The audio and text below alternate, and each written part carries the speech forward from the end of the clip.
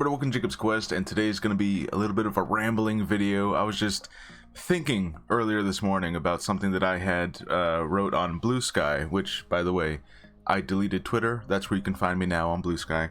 But I said something along the lines of Skeleton Crew feels especially refreshing for a Star Wars show because it doesn't feel like it's tiptoeing around major canon events or maneuvering around characters they were told not to use. The mandates and restrictions are noticeable in others. That's what I said on Blue Sky. And I was thinking about that this morning because it just feels more and more true as Skeleton Crew goes on, and I think back to some of the older shows, especially like Book of Boba Fett, a little bit of Mandalorian, really everything, I think, except for Ahsoka. Like, I think Ahsoka was the only one that felt like it was fully allowed to use anything and everything it wanted to do character-wise. Like, there was no restrictions put on that, like, you can't do this, you can't say that. Like, no, Ahsoka felt like you can do anything you want. And Skeleton Crew, because it's so out of the way, it's not involving any of those main characters like Luke Skywalker or Boba Fett or anything like that. Skeleton Crew also feels like it's completely allowed and free to just do its own thing. It's like I can feel it in the writing. And I was thinking earlier today about how that's no more true than the Book of Boba Fett episodes involving Luke Skywalker and Ahsoka, and even some of the other stuff that was happening at the time, and how, hey, isn't it weird that they wrote certain things that way? So let's start with the Luke and Ahsoka of it all. You know, I was thinking about how, well, what we see in the show, first, we're taking this detour from the Book of Boba Fett, right? We have 2 full episodes, I think, that do not involve Boba Fett or Tatooine in any way, and they just completely make this weird detour, which, you know, I'm okay with, whatever, because honestly, this stuff was more interesting than the stuff happening on Tatooine, so sure, why not? But my main thing is, when you think about the meeting of Ahsoka and Luke Skywalker, you know, what fans wanted to see was that initial meeting when they first run into each other, how Ahsoka found Luke, or maybe Luke found Ahsoka, and what they talked about, what they discussed, right? Like, they both have their own sides of really the saga to tell each other, right? Because they came from 2 different perspectives, starting at 2 different points. Luke was there at the end of Anakin's life and how he came back, and really Ahsoka was there when he was a Jedi and the downfall happened, and so those 2 stories need to be discussed. And yet, when we see them in the Book of Boba Fett, it feels like that discussion has either already happened or they're just avoiding it entirely. Like, they've already met each other, they already know about each other, they say a couple of sentences, and then Luke's like, am I ever gonna see you again? And Ahsoka's like, maybe, and then she's gone.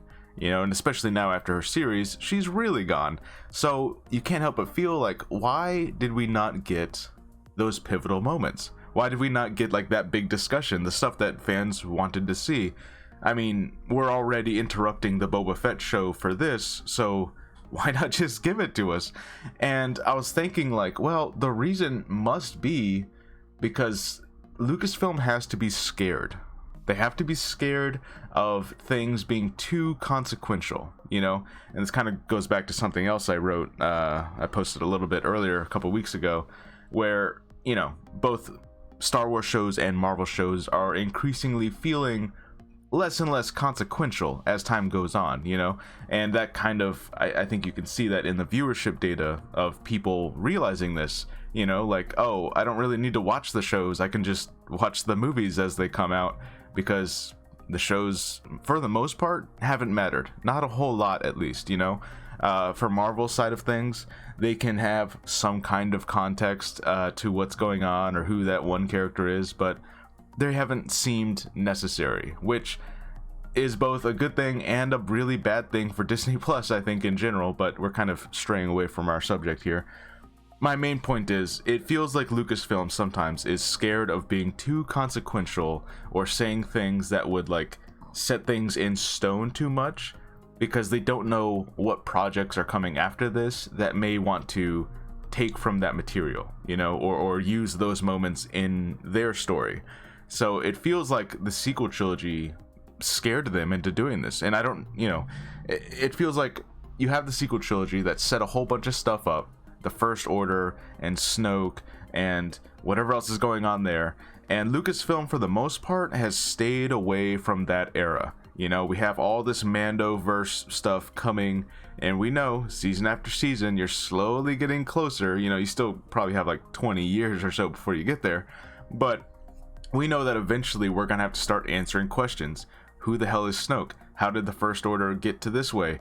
You know, like, we have some books that kind of touched on it when the sequel era was first starting, but really once the trilogy ended, it's like Lucasfilm and Disney said, okay, we're not going to touch this for a while, you know. And this was all also kind of spurred on by the fact that, oh, by the way, it's now going to be the 10th anniversary of The Force Awakens, you know.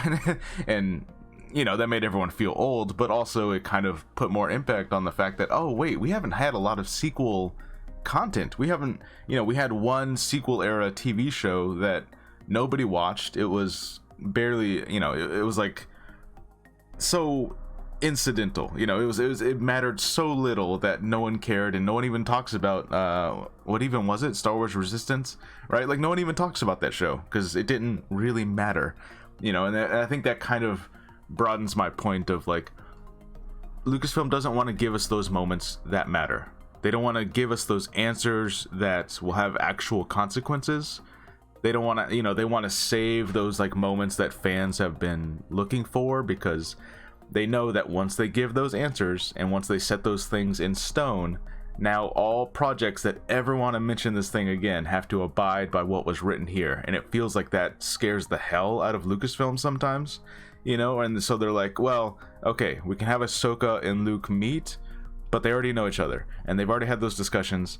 We'll figure that out later. Let's just have them have a small side conversation about Grogu or something, and then she leaves, and we have no idea, like, you know, like wait, when did they meet? How long have they known each other? What have they talked about? Like, we don't know. And we're gonna, you know, one day some other story is gonna come along and be like, oh, here's how Luke and Ahsoka first met. But it's like, we could have seen that on screen. We could have had that moment and had like a real impact in the Book of Boba Fett, but they were scared, you know. And that's just my feeling increasingly, you know. Just I look back at the Kenobi show, right, and it feels like there's a lot of moments in the Kenobi show that we could have had, but we didn't mention this. And actually, back to Book of Boba Fett. Book of Boba Fett was airing, I think, was it season 1 or season 2 of the Bad Batch was happening around this time. I forget which one, but one of those seasons was airing at the exact same time as the Book of Boba Fett, right? And I think a lot of fans at the time were kind of realizing, well, wait, Omega is Boba Fett's sister, possibly his last remaining relative, because all the clones are aging twice as fast, right? And this is 5 years after Return of the Jedi, so Rex would have aged 10 years since we last saw him at the end of Rebels, right? So who even knows if Rex is still alive, right? So I think a lot of fans at the time were kind of thinking, oh, maybe the Book of Boba Fett will give a small wink. We'll kind of like, oh, hey, I've got a sister out there, or something. Like you, I'm not asking you to like cast Omega and have her insert into the show. I'm just saying, like, even like a small mention of like, oh yeah, it's been, you know, 20 something years since the Bad Batch ended, so Boba Fett at some point found out about his sister, you know. Like, you can just say that, but it's like they were scared to, or maybe their synergy in the company is just not that tight and they didn't realize, like, wait a minute, we have a main character, Boba Fett, and we also have a show with his sister that we're just introducing airing at the same time.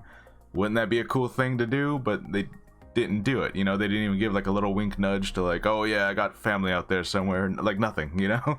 So I don't know, this is just kind of my rants of like, we have all these TV shows, Star Wars, Marvel, all this stuff, and they're starting to get increasingly low viewership, and it's because they don't feel consequential. They don't feel like, oh, you have to watch this because you have moments in here that are going to matter. You have these scenes that are going to be like, oh, this is going to matter lore-wise. Like, if you're a fan, you have to watch this because, like, oh, look, Luke and Ahsoka met for the first time ever, and they had all these pivotal conversations, but we didn't get that. And it was just, like, at the time, I thought it was just kind of a weird decision, but now I'm realizing, I'm like, oh, it's because they're scared of putting too much stuff in stone. I don't know. Anyways, this is just my rant. You can tell me if you disagree with me by a lot or not. And again, Ahsoka feels like the only show that was not really bound by this, but also still using like large pillars of the Star Wars franchise, because Dave Filoni was the guy who wrote it, and it feels like that's the one time Lucasfilm's like, okay, Dave Filoni, you created like half of these characters. You can do anything you want. Go ahead. This is all written in stone now. Okay, there's another universe. Okay, it's called this. All right.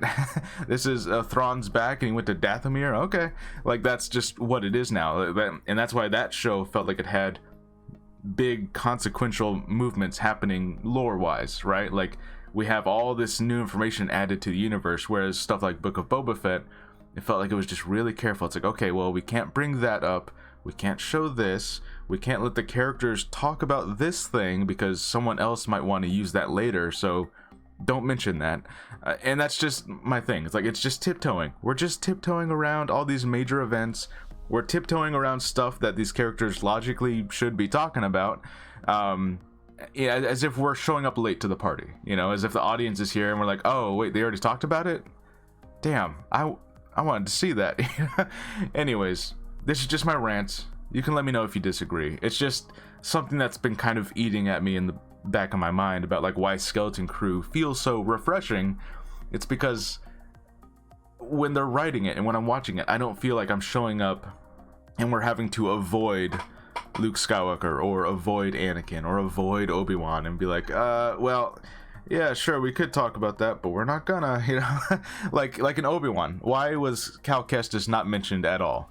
Because they do establish that Cal Kestis was part of the way that they introduced in Obi-Wan. You know, like at no point they were like, oh yeah, there was another Jedi. He was here just like 1 year ago. Cal Kestis was here, and like nothing, you know.